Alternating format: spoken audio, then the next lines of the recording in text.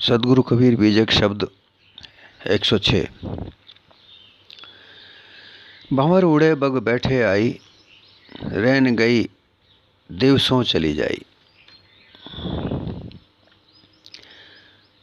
हल हल कपि बाला जीव, ना जानो का करी है पीव। कांचे बासन टिके न पानी, उड़ गए हंस काया को मिलाने। काग उड़ावत भुजा पिरानी, कहें कबीर ये कथा सिरानी। चार पंक्तियों का ये शब्द मानव जीवन के लिए अति महत्वपूर्ण है।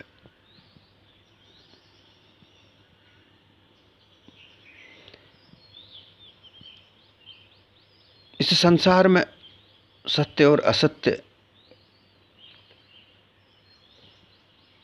सदा से है। जब से ये संसार निर्माण हुआ है, मानव जीवन निर्माण हुआ है, मानव समाज निर्मित हुआ है, तब से सत्य असत्य का सदा से संग रहा है।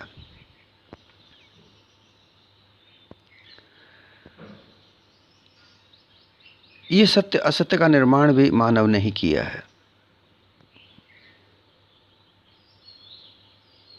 मानव की अपनी अपनी आवश्यकताओं को पूर्ति करने के लिए, अपनी अपनी इच्छाओं को पूर्ति करने के लिए उसने कई तरीके के साधन निर्मित किए।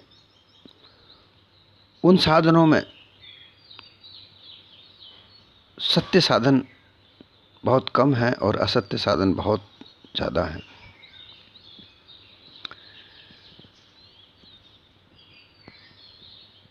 सत्य को अपनाने वाले बहुत कम, असत्य को अपनाने वाले बहुत ज़्यादा लोग हैं। इसी कारण में ऐसा लगता है कि असत्य की विजय हो जाएगी, सत्य हार जाएगा, परंतु ऐसा कभी होता नहीं है। सत्यमेव जयते, जीत तो समय हमेशा सत्य की होती है। सत्य कष्ट अवश्य भोगता है। सत्य के राह पर चलने का रास्ता मात्र एक है, वो है सत्य। असत्य के रास्ते पर चलने के कई मार्ग हैं, जिनमें छल है, कपट है, पाखंड है।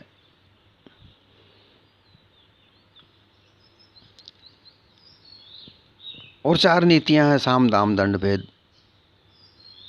और फिर विभिन्न प्रकार की, इनमें से निकली हुई हजारों प्रकार की नीति अनीति।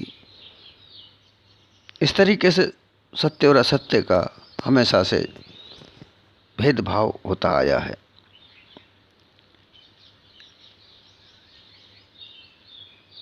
असत्य से धन खूब कमाया जाता है, मान सम्मान भी प्राप्त किया जा सकता है, चमक दमक बनाई जा सकती है, परंतु सत्य से जब चमक आती है, वो सारी विभिन्न प्रकार की जो असत्य की चमक होती है, उनको सबको धुंधला कर देती है। पर सत्य पर चलना ही कठिन है। असत्यवादी लोग सत्य को चलने वाले लोगों को समय समय पर जगह जगह अड़ंगा लगाते हैं, अटकाते हैं। वो प्रयास करते हैं कि असत्य की ही जीत हो और असत्य हमेशा प्रभावी हो, सत्य की जीत न हो। ऐसा इसी बात को लेकर ये चार पंक्तियों का जो शब्द सतगुरु कबीर ने कहा है,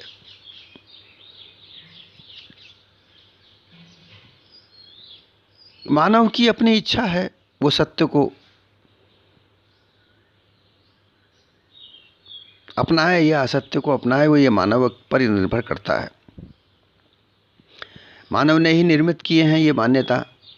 सत्य असत्य का निर्माण मानव ने ही किया है और मानव ही इसको अपनाता है। सत्य को अपनाता है सत्संग कहलाता है। असत्य को अपनाने वाला व्यक्ति मत्संग कहलाता है। सत्य के आधार मत्संग जो है, ये सब असत्य के आधार पर विभिन्न प्रकार के मत पंथ बने हैं।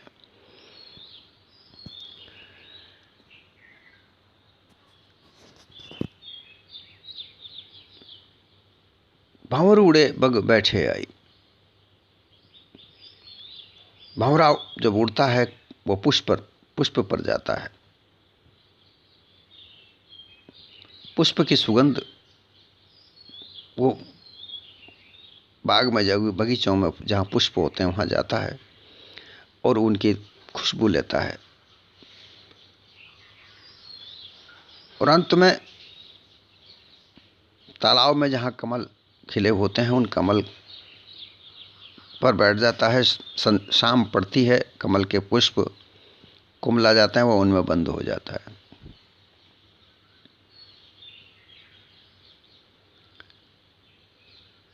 और उसी तालाब के किनारे मछली पकड़ने के लिए एक बगुला आकर बैठता है। इन दोनों के कार्य भिन्न भिन्न होते हैं। कोई भंवरा रात भर कमल में बंधा हुआ रहता है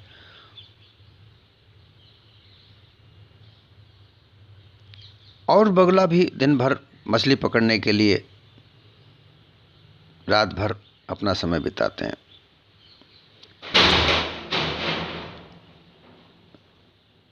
अर्थात दोनों की जो लालसा है, इच्छा है, भंवरे की इच्छा सुगंध पर है और बगले की इच्छा मछली पर है। वो दोनों इस प्रकार से लिप्त हैं कि वो अपने आप को भूल जाते हैं। भंवरा पुष्प के कमल के पुष्प की पंखुड़ियों में बंद हो जाता है और बगुला अपने को भूलकर एक टांग ऊंची करके खड़ा रहता है।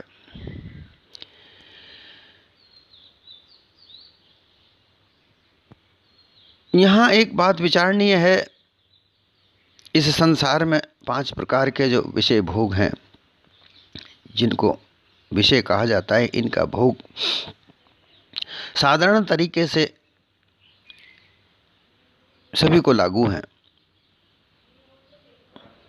मानव हो, पशु पक्षी हो, लक्षोराशि जीवाणु में सभी को भूख लगती है। सभी रूप को देखते हैं, सभी को ठंडा गर्म स्पर्श होता है, सभी रस का पान भी करते हैं, गंध सुगंध भी सूंघते हैं।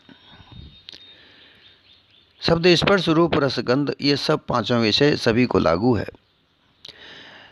इनको त्यागा नहीं जा सकता, छोड़ा नहीं जा सकता, ना ये छूटते हैं। ये इंद्रियां इन्हीं के भोग के लिए बनी हुई हैं।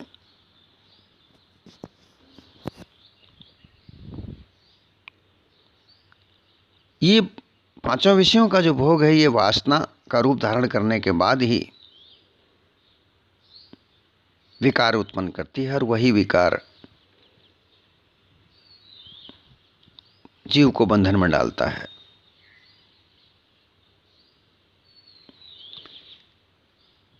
ये विकार का बंधन में ही जकड़कर यह जीव अपने आप को भूलता है और विभिन्न प्रकार के प्रयास करके उनको अधिक से अधिक प्राप्त करने की कोशिश करता है। उनकी वासना, जो लिप्तता, जो जड़ता है, उसे वो त्यागने का कोशिश नहीं करता, उसे वो त्यागने का प्रयास नहीं करता। अगर वो त्यागने का प्रयास करता है तो वो सत्य की ओर जाता है और वो जितना उनका उपभोग करता है वो असत्य की ओर जाता है। इसीलिए ये मानव जीवन के ऊपर ही उपलब्ध है कि वह सत्य की ओर जाता है या असत्य की ओर जाता है। जीव भार ना सह सके कहे आपस में रोए, ज्यों ज्यों विषय में भीजे त्यों त्यों जड़वत होए। विषय की वासना में जितना जितना वो भीगता चला जाता है, जितना जितना लिप्तता प्राप्त करता जाता है, जितना जितना वो उसमें घुसता चला जाता है, वो जड़वत होता चला जाता है, जड़ता की ओर चला जाता है और उसमें से निकलने के तरीके भी असत्य को ही प्राप्त करता है। और जैसे जैसे इन भोगों को मात्र तन की क्रियाओं तक ही सीमित रखे तो वो सत्य की ओर आकर्षित होता है।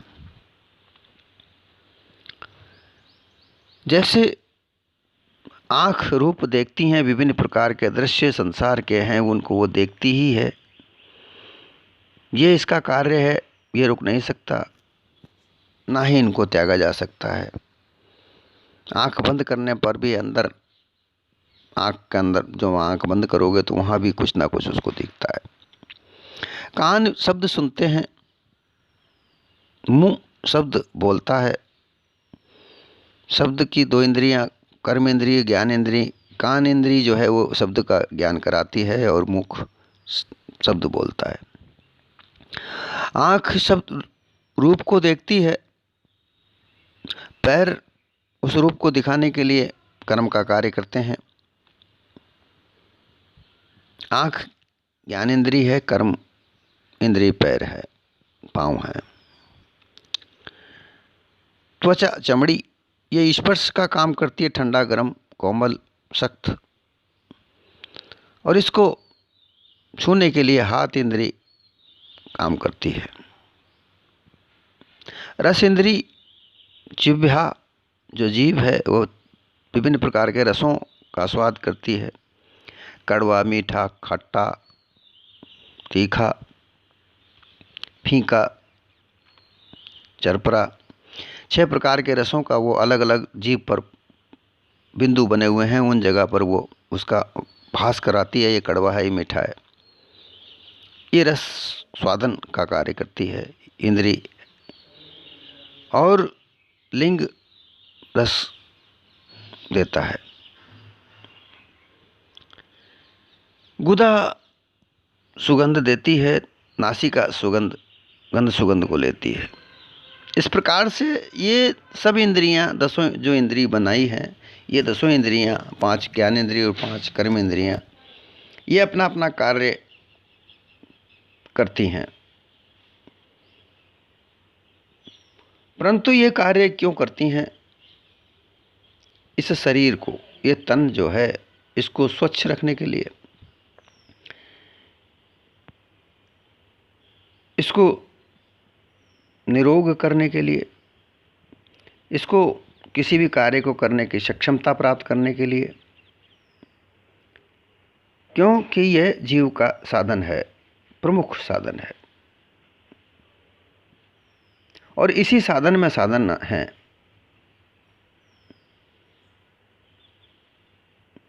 अलग अलग प्रकार के इन साधनों को सत्य की ओर तब जाता है। सत्य रास्ता जब अपनाया जाता है तो यही इंद्रियां उस सत्य को प्राप्त करने में मदद करती हैं। जब असत्य की ओर जाता है तो यही इंद्रियां उस असत्य के साधन को ढूंढने में कार्य करती हैं।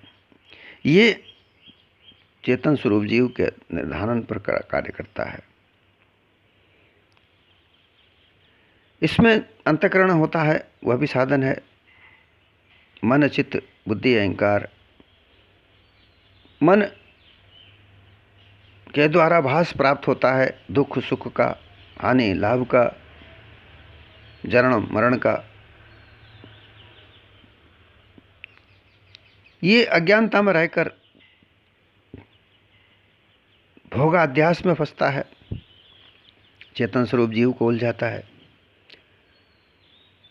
वासना को त्याग कर मात्र सृष्टि के लिए, इस तन की आवश्यकता के लिए भोग करे विषयों का, तो ये सत्य की ओर जाता है। ये मन माया के बंधन में बंधा हुआ होता है अज्ञानता के कारण।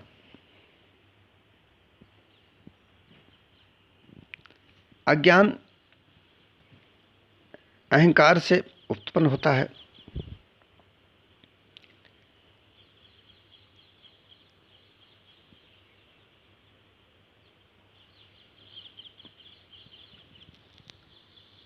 पहले जन्म पुत्र का भयो, बाप जन्मियो पाछे, बाप पूत की एक कई नारी। ये भेद कोई काछे। सतगुरु कबीर ने कहा कि पहले पुत्र जन्मता है, फिर बाद में बाप बनता है।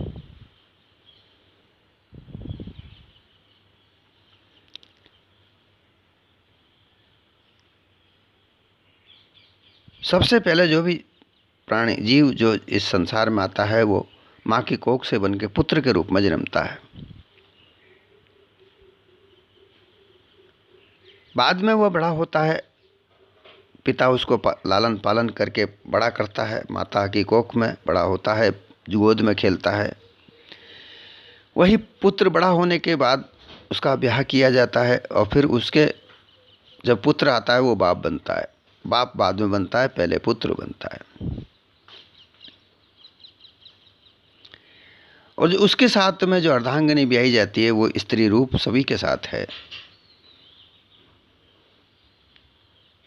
इसी तरीके को इसको अगर हम आध्यात्म रूप में लें, अहंकार सबसे पहले जन्मता है। मैं हूं, मेरे अलावा कोई दूसरा नहीं है।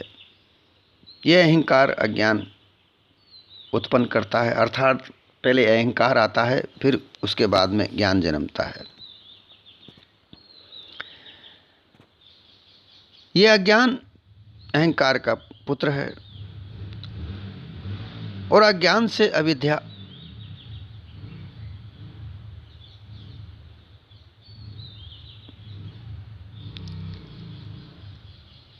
और ये अविद्या ही माया का रूप है, संसार विकार रूप है। संसार विषय वासना का विकार स्वरूप ही संसार है। परंतु इसमें भी सत्य है, ये खोजने का कार्य है। भंवर उड़े बग बैठे, आई रैन गयो दिवस चली आई।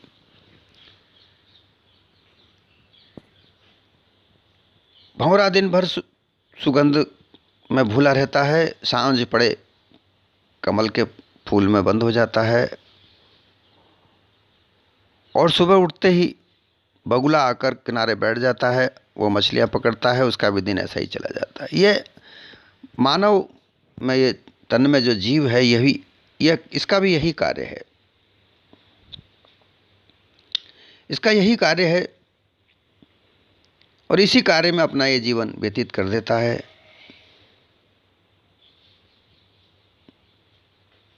दिन भर धन कमाने, छल कपट पाखंड रचने, विभिन्न प्रकार की नीतियां निर्धारण करने, एक दूसरे को छल करना, धोखा देना,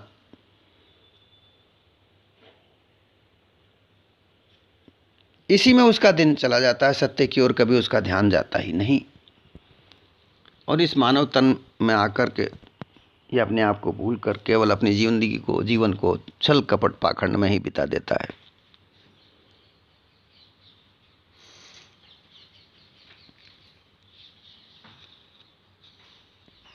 विषयों के रस को लेने के लिए, विषयों को भोग के लिए लालसा बनाए,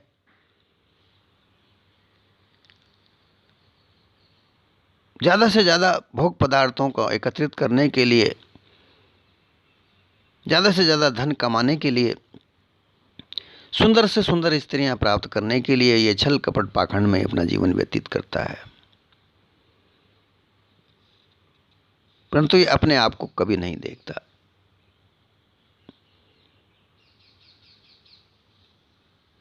और इसी धन कमाने के लालच में, परिवार के मोह में, अपने कार्य को सीधा करने के क्रोध में और मुझसे बड़ा कोई नहीं है, इस मद में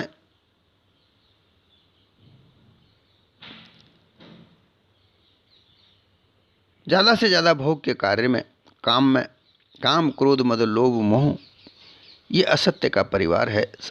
इनके साथ रह करके ये चेतन स्वरूप जीव सत्य की राह को छोड़ देता है। वो पूरा जीवन इसी में लगा देता है।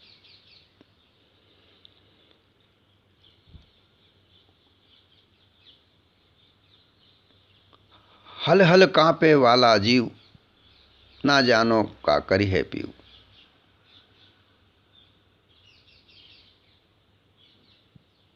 जिस तरीके से बच्चा बालक थोड़ा सा डांटने पर डर जाता है और थर थर कांपने लग जाता है, उसी तरीके से बालक वध इस अज्ञानी जीव को कोई भी डरा धमका कर, भयानक ज्ञान देकर ईश्वर की तरफ, ईश्वर भक्ति में लगाते हैं, दान पुण्य में लगा देते हैं। क्योंकि झूठे रास्ते बनाने वाले भी बहुत सारे लोग हैं इस संसार में, असत्य का मार्ग प्रशस्त करने वाले भी बहुत सारे लोग हैं। कोई ईश्वर है, वो तुम्हारी सब मनोकामनाएं पूरी करेगा, ऐसा कहकर उस रास्ते पर लगाने वाले भी बहुत सारे लोग हैं। वो डराते हैं कि अगर तुम ईश्वर के नाम से दान पुण्य नहीं करोगे, तीर्थ व्रत में नहीं नहाओगे, ये कर्म कांड नहीं करोगे, तो तुम्हें पता नहीं जाने क्या करेगा। वो पीव है, सबका जीव है, जीव का जो है वो पीव ईश्वर है, वो सभी का कल्याण करता है। उसी की आराधना प्रार्थना करो, ऐसा कहकर भक्त ज्ञानी योगी भक्त ईश्वर भक्ति में लगाते हैं। योगी परमात्मा को प्राप्त करने के लिए योग क्रिया में लगाते हैं। ब्रह्मज्ञानी ब्रह्म ज्ञान में लगाकर धर्म कर्म के पालन करो, विभिन्न प्रकार के धर्मों में उलझाते हैं, उनके कर्मों में उलझाते हैं। वह सत्य यथार्थ मानव जीवन का जो जीव सुधार है, जो मानव कर्म में है, जो ये कर्म भूमि है मानव देह की, जिसमें साच विचार शील दया धीरज इनका धारण करना कोई नहीं सिखाता। इसको हंस नहीं बनाते, वो कागा के रूप में ही रहता है। जिस तरीके से स्वर्ण एक मिट्टी के रूप में रहता है, उसको निकाल कर उसको अग्नि में जलाया जाता है, फिर वह स्वर्ण बनता है। इसी तरीके से ये मानव देह सत्य की राह पर, सत्य कसौटी पर चलकर पक्का बर्तन बनती है, और असत्य की राह पर रहकर ये कच्चा का कच्चा रहता है। कांचे बर्तन टिके ना पानी, उड़ी उड़ी गए हंस काया को मिलाने। ये जो देह है ये कच्ची मिट्टी की बनी हुई है, इसमें पानी कभी नहीं ठहर सकता। अर्थात विचार सांच का जो सच्चा जो विचार है वो इसमें रुकता ही नहीं, क्योंकि ये कच्ची है। इसको पक्की करने के लिए सत्संग की आवश्यकता होती है, सच्चे गुरु की आवश्यकता होती है, सदगुरु की आवश्यकता होती है, जो इसमें से कच्ची कच्ची मिट्टी को निकाल कर इसको पक्का बनाया जाता। अर्थात ये जड़ तत्वों की बनी देह को पक्की बनाने के लिए, हंस देह बनाने के लिए 5 तत्वों की आवश्यकता होती है। धरती का अंश सांच है, जल का सांच विचार सूक्ष्म आकार विचार है, अग्नि का शील है, वायु का दया है, आकाश का धैर्य है। ये 5 तत्वों के सूक्ष्म सांच विचार शील दया धीरज, इनको प्राप्त करने से ये देह पक्की बनती है, और तब ये हंस इसमें प्रवेश करता है, इसमें रहता है। वैसे तो ये नरदेह समाप्त होने के बाद ये देह कुमलाती ही है, तो देह में रहकर अपने संसार में जीवन यापन करने के लिए तो कम से कम हंस रूप धारण करे। कच्ची देह कौवा कागा रहता है।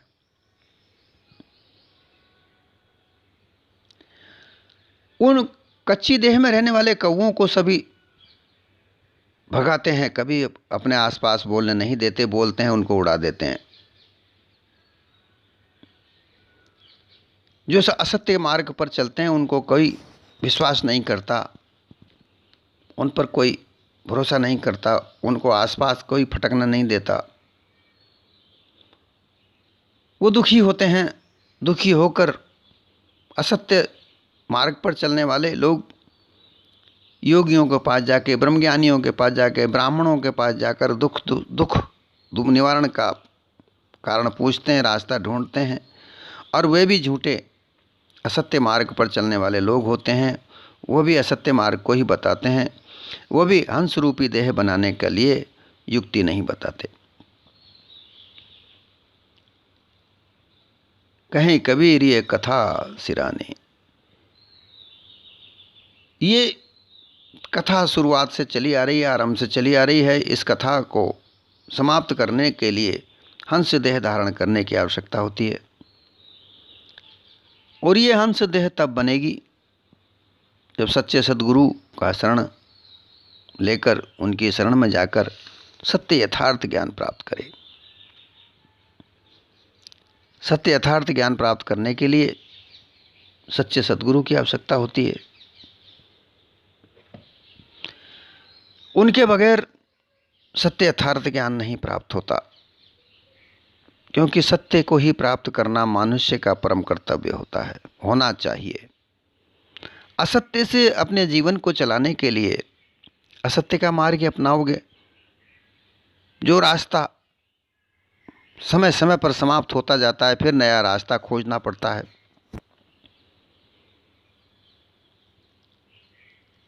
सत्य का मार्ग एक बार खोज ले, वो कभी खत्म नहीं होता।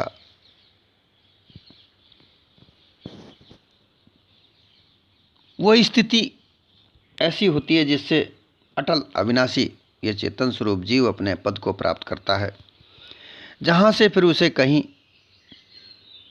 हटने की आवश्यकता नहीं और नया रास्ता अपनाने की आवश्यकता नहीं। पूर्ण विश्राम स्थिति को प्राप्त करके, अपने ज्ञान स्वरूप में ज्ञान गुण को प्राप्त करके, बोध स्वरूप होकर इस संसार के सत्य असत्य को परखने की क्षमता उसमें आ जाती है। अब फिर वो सत्य और असत्य का निर्णय कर सकता है। और धीरे धीरे वह स्थिति ऐसी आ जाती है कि वो संसार के भोले भाले अबोध जीवों को भी वह रास्ता बताने की सक्षमता उसमें रहती है। असत्य मार्ग पर चलने वाले लोग तीर्थ व्रत दान पुण्य स्नान कराकर झूठा दिलासा देते हैं, लेकिन सत्य का मार्ग वहां नहीं प्राप्त हो सकता। योगी योग की क्रिया के करने से परमात्मा की प्राप्ति होगी, परंतु ऐसा वहाँ भी काल्पनिक है, ब्रह्म अनुमान है। अनुमान कल्पना के धोखे में डालकर वो खुद अनुमान में पड़े हुए हैं, योगी भक्त और ज्ञानी। तो दूसरों को क्या सच्चा यथार्थ रास्ता बता पाएंगे? सच्चा यथार्थ रास्ता बताने वाले पार की संत होते हैं।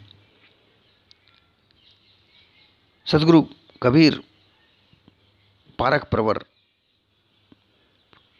उन्होंने ये रास्ता खोज कर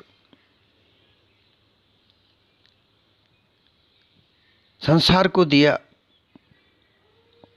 और जो इस रास्ते को अपनाते हैं वो सदा सदा के लिए सुखी हो जाते हैं।